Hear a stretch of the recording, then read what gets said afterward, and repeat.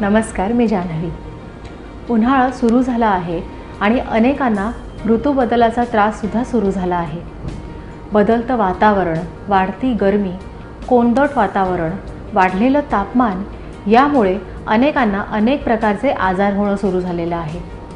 सर्दी, ताप, खोकला याचबरोबर स्किन इन्फेक्शन्सचं प्रमाणसुद्धा खूप मोठ्या प्रमाणात वाढलं आहे।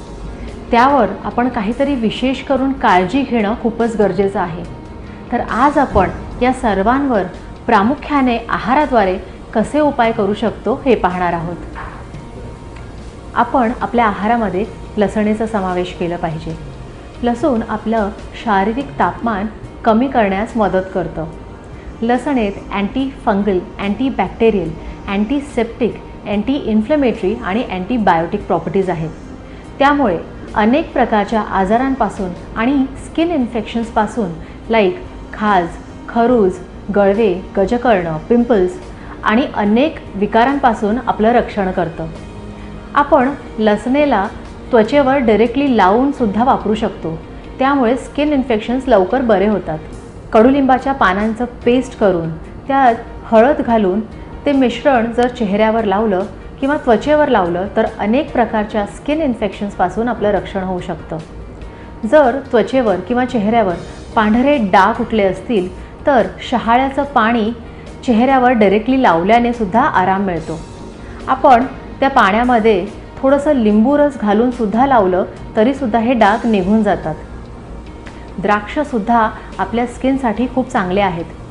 त्यात संसर्गजन्य रोग बरे करण्याची कॅपॅसिटी आहे।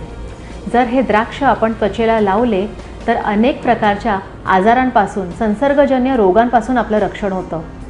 जर त्वचा काळी पडली असेल, पिगमेंटेशन झालं असेल तर द्राक्ष चेहऱ्यावर लावून चोळल्याने पिगमेंटेशनसुद्धा निघून जातं आणि त्वचा सॉफ्ट आणि सप्पल आणि मुलायम होते। कडक ऊन आणि सूर्याची अल्ट्राव्हायलेट तेज किरणे यामुळे त्वचेवर फारच वाईट परिणाम होऊ शकतात।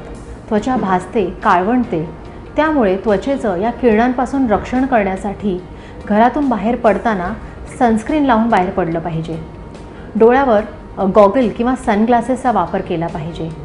शक्यतो टोपी किंवा छत्रीचा सुद्धा वापर करावा। आहारामध्ये तळलेल्या आणि आंबवलेल्या पदार्थांचं सेवन कमी करावं। शक्यतो वरण भात आणि पोळीसोबत तुपाचं सेवन करावं।